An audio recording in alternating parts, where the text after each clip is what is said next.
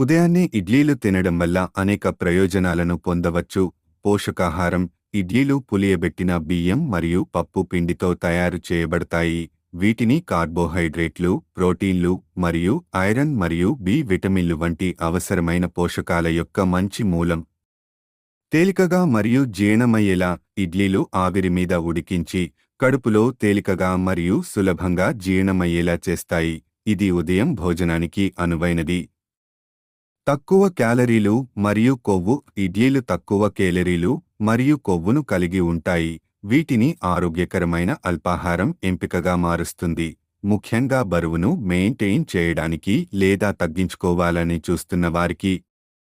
సమతుల్య భోజనం. చట్నీ లేదా సాంబార్తో జతచేసినప్పుడు ఇడ్లీలు కార్బోహైడ్రేట్లు, ప్రోటీన్లు మరియు కొవ్వుల సమతుల్య కలయికను అందిస్తాయి.